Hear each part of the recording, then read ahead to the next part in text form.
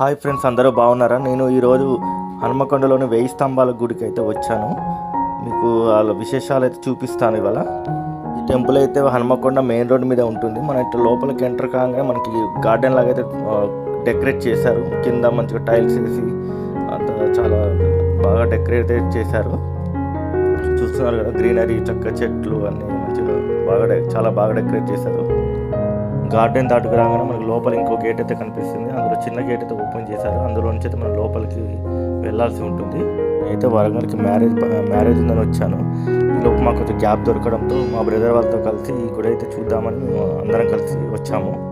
గేట్లోంచి enter కాగానే మనకి 3 లింగాకారంలో ఉన్నటువంటి పానవట్టం లేని శివలింగాలు 3 దర్శనమిస్తాయి. ఈ 1000 స్తంభాల గుడి మనకు నక్షత్రాకారంలో అయితే కనిపిస్తుంది.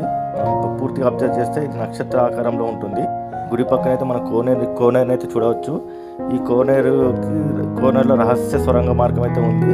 ఈ సొరంగ మార్గం గుండా వాళ్ళు రాజులైతే ఇక్కడికి వచ్చి పరమేశ్వరుని దర్శించుకొని తిరిగి మళ్ళీ అదే సొరంగ మార్గంలో వెళ్ళి కాకతీయుల కాలంలో ఎన్నో దేవాలయాలను కట్టించారు. అందులో ఒక అద్భుతమైన దేవాలయం 1000 స్తంభాల గుడి. ఎందుకంటే ఈ గుడి మొత్తం మనం లెక్కిస్తే 1000 స్తంభాలు అయితే దీంట్లో ఉంటాయి. ఏ స్తంభం కూడా అడ్డు రాకుండా ఎంతో నైపుణ్యంతో, ఎంతో శిల్పకళా చతురతతో దీనైతే నిర్మాణం చేయడం జరిగింది. లోపల గుడిలో అయితే కెమెరాస్ అలౌ చేయడం లేదు, కాబట్టి నేను షూట్ చేయలేకపోయాను, క్షమించండి. ప్రధాన ఆలయానికి మండపానికి మధ్యలో అయితే మనకి నంది విగ్రహం అయితే కనిపిస్తుంది. ఎంతో అద్భుతంగా అయితే శిల్పులు దాన్ని చెక్కారు. 1000 స్తంభాల గుడిలో నాట్య మండపం శిథిలావస్థకు చేరడంతో దానిని పునరుద్ధరించేందుకు 2005లో తెలంగాణ ఆర్కియాలజీ డిపార్ట్మెంట్ వారు ఈ మండపాన్ని మొత్తాన్ని డిస్మాండిల్ చేసి, అంటే ఏ పార్ట్ కాపాటు విడతీసి జాగ్రత్తగా దాన్ని భద్రపరిచి మళ్ళీ పునర్నిర్మించాల్సిన ఏదైనా ఉంటే వాటిని రీబిల్డ్ చేసి ఈ నిర్మాణాన్ని రీసెంట్గా కంప్లీట్ చేశారు. మీరు చూడవచ్చు ఈ లోపల స్తంభాలు ఎంత అద్భుతంగా ఉన్నాయో. కాకతీయులు చాలా శిల్పకళలకు ఎంతో ప్రాధాన్యం ఇచ్చారు ఆ రోజుల్లో. లోపల మనం చూడండి ఎంత అద్భుతంగా వాళ్ళు డిజైన్ చేశారు మండపాన్ని.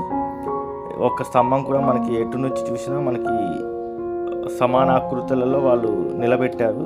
దేనికి అడ్డు రాదది. ప్రతి స్తంభం కూడా ఒక ఖచ్చితమైన కొలతలతో వాళ్ళైతే దాన్ని డిజైన్ చేశారు.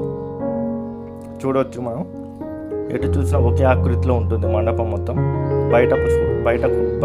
ఇది బయట సైడ్ మనం ఎటు చూసినా సరే సేమ్ ఎటు చూసినా 4 సైడ్లు సేమ్ ఒకేలాగా నిర్మితం చేయబడింది. దీని మీద ఎంతో చక్కని శిల్పాలు అయితే వాళ్ళు చెక్కారు. ఇది ఇక్కడ ఒక్కటి కొంచెం నిర్మించాల్సిన లాస్ట్లో మిగిలిపోయింది. దాన్ని కూడా త్వరలో వాళ్ళు కంప్లీట్ చేస్తారు. ఈ మండపాన్ని పునర్నిర్మించడానికి ఆర్కియాలజీ డిపార్ట్మెంట్ వాళ్ళు 14 కోట్లు అయితే ఖర్చు పెట్టారు ఈ ఒక్క మండపం కోసమే. వాళ్ళ కష్టానికి తగ్గ ఫలితం అయితే దక్కిందని నేను అనుకుంటున్నాను. ఎందుకంటే చాలా వరకు సక్సెస్ అయ్యారు వాళ్ళు. చాలామంది పర్యాటకులు కూడా వచ్చి చూస్తున్నారు. దీన్ని డిస్మాండిల్ చేయకముందు అయితే నేను రాలేదు. ప్రస్తుతం అయితే కొన్ని పైన చూసారుగా మీరు, అది కొత్తగా పెట్టినాయి. ఈ మండపం మనం బయట నుంచి చూసినా లోపల నుంచి చూసినా అయితే ఒకే విధంగా అయితే ఉంటుంది. చుట్టూ ఎటు చూసినా ఒకేలాగా కనపడేటట్టయితే వాళ్ళు పూర్వం శిల్పులు చాలా అద్భుతంగా అయితే వాళ్ళు చెక్కారు. మనం చూస్తున్నాము, మీకు విజువల్స్ చూడండి ఎంత బాగా అయితే ఎంత అద్భుతంగా ఉన్నాయో. ఆ స్తంభాల అమరిక కూడా చాలా అద్భుతంగా వాళ్ళైతే నిర్మించారు. ఈ ఒక్క సైడ్ అయితే ఇంకొంచెం నిర్మాణం అయితే పెండింగ్లో ఉంది. అది కూడా వాళ్ళు కంప్లీట్ చేస్తారు త్వరలో. ఈ పార్ట్ అయితే మనం చూడొచ్చు. ఆ పార్ట్ ఒక్కటి కొంచెం మిగిలిపోయింది. 1, 2, 3 సైడ్స్ కంప్లీట్ చేశారు. ఇది 4th సైడ్, బ్యాక్ సైడ్ అనమాట. మనం ఎగ్జాక్ట్లీ బ్యాక్ సైడ్ వస్తుంది. ఇక్కడ కొంచెం అయితే పెండింగ్లో ఉంది. అది కూడా వాళ్ళు అరేంజ్ చేస్తున్నారు. స్తంభాలు అయితే కొన్ని కింద అక్కడ మనకి ఉన్నాయి బయట.